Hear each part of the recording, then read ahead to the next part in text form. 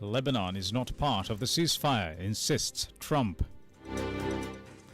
IRGC unveils route to avoid sea mines, but confusion reigns over Hormuz accessibility. Bahrain and several other countries reopen airspace. GMOA to begin 48-hour strike. Fresh 15% power price increase proposed. IMF 5th and 6th reviews staff-level decision today. Northern Railways to resume services.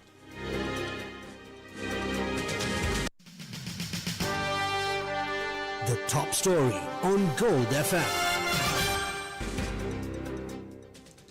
Tensions in the Middle East remain dangerously high as the strategic Strait of Hormuz continues to serve as a central flashpoint amid a fragile two-week ceasefire between the United States and Iran. Despite initial optimism following the truce announced by US President Donald Trump, Iranian forces, particularly the Islamic Revolutionary Guard, have warned that any unauthorized vessels attempting to pass through the strait could be destroyed. The warning comes in response to escalating Israeli strikes in Lebanon, which Tehran claims violate the spirit of the agreement. The ceasefire, described by Trump as a double-sided agreement, includes a temporary halt to US military actions in exchange for Iran allowing safe passage through the strait. Complicating matters further, Trump clarified that Lebanon is not covered under the ceasefire framework, citing the presence of Hezbollah. Meanwhile, Abbas Araghchi issued a direct challenge to Washington, stating the US must choose between a total ceasefire or continued war through Israel. In a post on the platform X, Araghchi described the terms of the Iran-US ceasefire as clear and explicit, asserting that both paths cannot exist simultaneously. Israeli forces have continued operations against Hezbollah targets in southern Lebanon, with over 180 reported fatalities following recent strikes.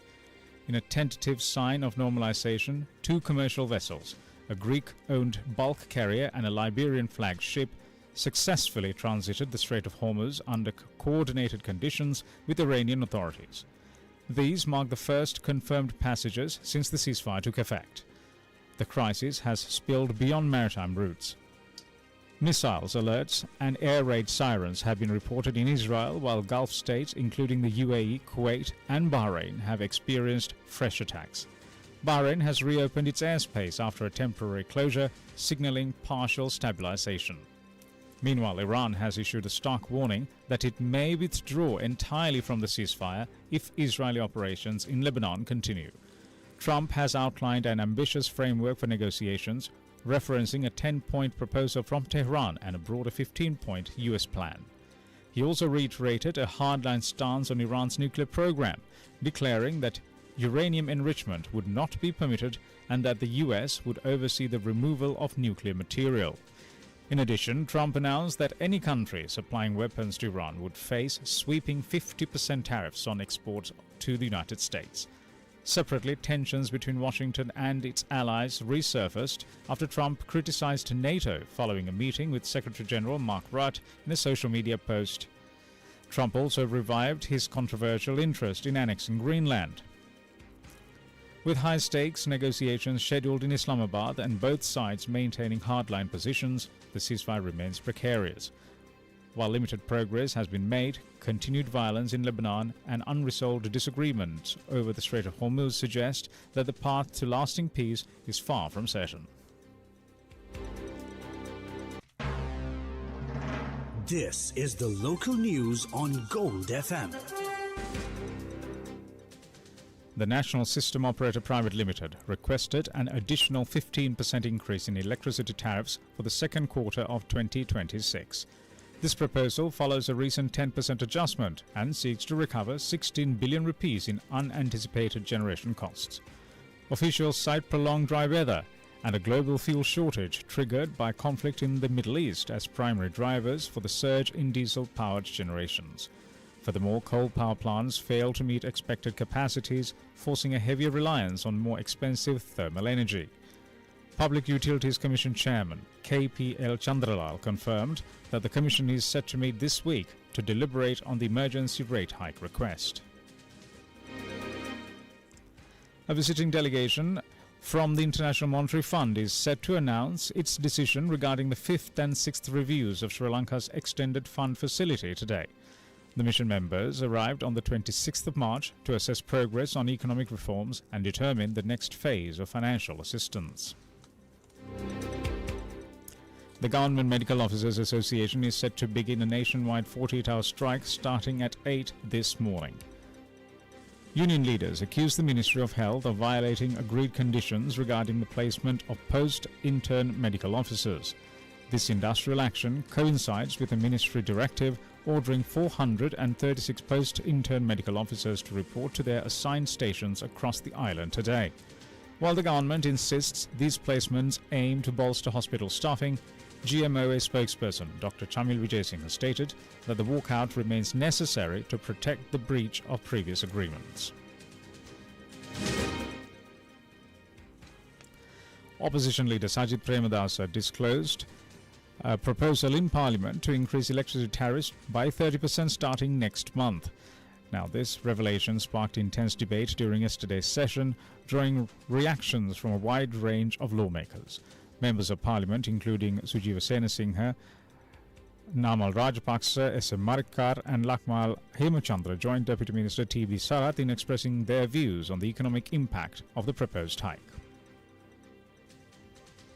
ගරු කතානායකතුමනි ඔබතුමාත් දන්නවා ඔබතුමාලගේ ආණ්ඩුව සෑහෙන අසාර්ථකයි ඔබතුමාත් එක්කම ලෝකයටම බලපානවා හෝමෝස් සංගය විවෘත කරලා තියෙනවා අප්‍රේල් වෙනකන් තෙල් තියෙනවා කියලා ලොරි ටෝක් දුන්නා තිබ්බනම් මේ තෙල් වැඩි කරන්න ඕනේ නැහැ මේ හුණ්ඩුවට කරගන්න බෑ කියලා ජනාධිපතිවරයා පිළිගන්නවා අනාථ වෙලා ඉන්නේ හොල්මන් වෙලා ඉන්නේ ජනාධිපතිවරයා ඊ හරි අයින්තර විදියට කතා කරේ වෙනදාස නම් ඇවිල්ලා තගපාට් එක දාලා යන්නේ ගල්ලඟරු හොරකම තනිකර හොරකම මේගොල්ලන්ගේ මේ විගන්නේ වාර්තාව ජනාධිපතිතුමාට පිළිගන්න සෑහෙන කල් ගියා ගල්ලඟරු ඛණ්ඩන වුණා නැත්තම් පිළිගන්නේ නැහැ ගල්ලඟරු කෑවද කියලා අහනවා එතකොට චීනා අර අසුචි නේ කෑවද කාලබල්ලද අඬුකුමාර කිව්වේ ඒක අසුචි කියලා. සල්ෆියුරික් ග්‍රැෆයිට් තාම නිෂ්පාදනය කරනවා. කෙලවෙලා ඉන්නේ. හොල්මන් වෙලා ඉන්නේ. ගල්ලඟුරු හොරකම් බලන්න. කිව්වා ලන්සුවේ වරදක් නැහැ කියලා ටෙන්ඩරේ වරදක්. ටෙන්ඩර් එකකින් නම් හොරකම. ඒකට අඬුකුමාරත් සම්බන්ධයි අනිත් කුමාරත් සම්බන්ධයි. කුමාරලා දෙන්නම සම්බන්ධයි. මේ එකට ගහලා තියෙන කියාපදිංචි නැති සමාගමකට දීලා බ්ලැක් ලිස්ට් කරපු සමාගම පරීක්ෂා කරගත් හොර සමාගම. ජනාධිපති නෙමෙයි විගණනාධිපති කියන්නේ. බිලියන 40කට වැඩි මේ හොරකම. අඬුකුමාර මහත්තයා කියනවා ඩොලර් මිලියන 6ක් ගෙවන්න ඕනේ නැවකට ඩොලර් මිලියන 2කට ගන්න පුළුවන් මේ වගේ හොරගල්ලඟුරු. ඇමතිවරු ටික ඉබුරෝ වගේ දැගින්නේ.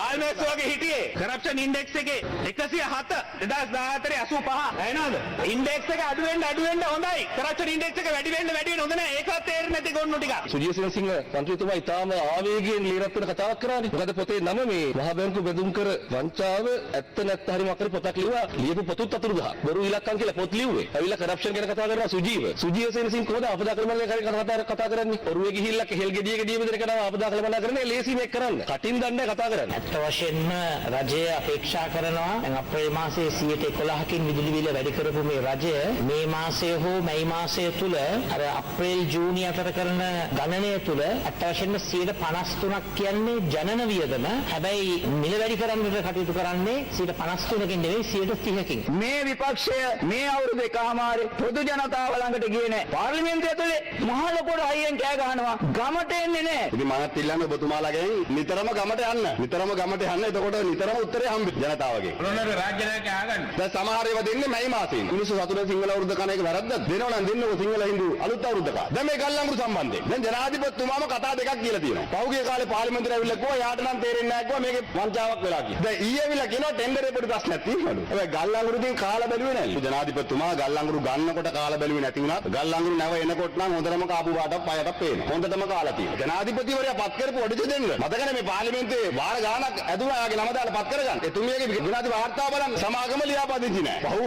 ගල්ලංගුරු ගෙනාපු සමාගම ලැබ් රිපෝට් එක වැරදි හොර වාර්තාවක් ලියාපදිංචි වෙච්ච නැති ලැබ් එකේ රිපෝට් එක ගන්න තියෙන්නේ කොහොමද තෝරගන්නවද කරුකත් නියෝජක කතානායකතුමනි ඒ විතරක් නෙමෙයි ජනාධිපතිවරයා පාර්ලිමේන්තුවේ මේක ආරක්ෂා කරනවා ඔය ඉතින් දැන් hina වෙන්න මොකද තාපුවා hina වෙන්න බෑ ඔව් hina වෙන ඔක්කොමලාගේ නාවට පස්සේ කාපු බවක් පේනවා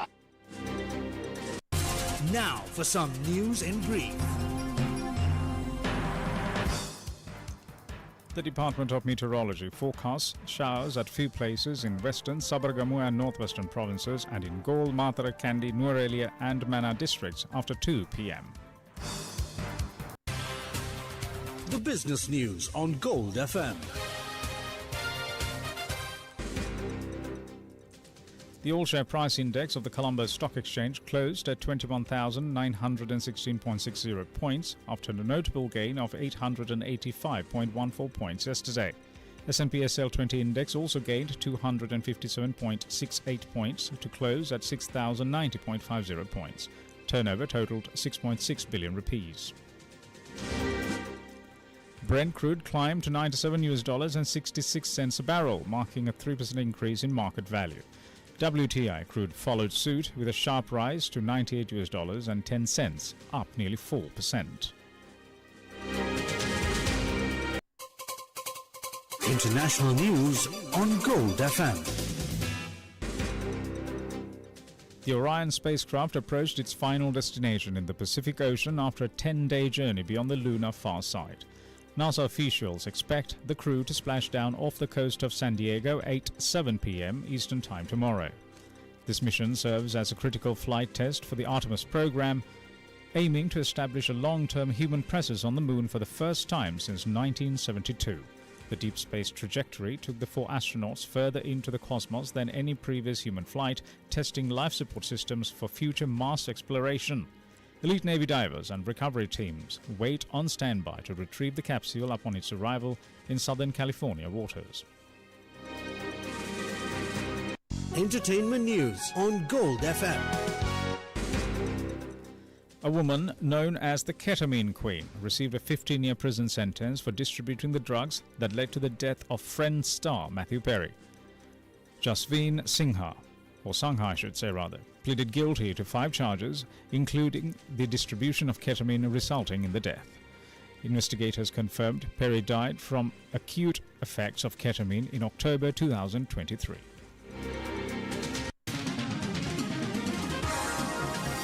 Sports news on Gold FM.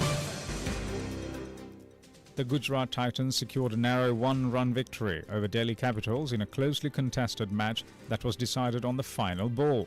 Gujarat posted 210 for 4 after steady contributions from Shubman Gill, who scored 70, and Josh Butler, who made 52 of 27 deliveries. In response, Delhi Capitals stayed in the chase largely due to KL Rahul, who scored 92. David Miller remained unbeaten on 41 and kept Delhi in contention until the end. Rashid Khan took 3 wickets to slow Delhi's progress during the innings. The result was decided on the final delivery when Delhi needed 2 runs. Kuldeep Yadav was run out after a quick underarm throw from Butler, leaving Delhi 1 run short of the target. And that's it for now, but do join us once more at 8:30 a.m. for your news highlight. I'm Dhamik Eknath.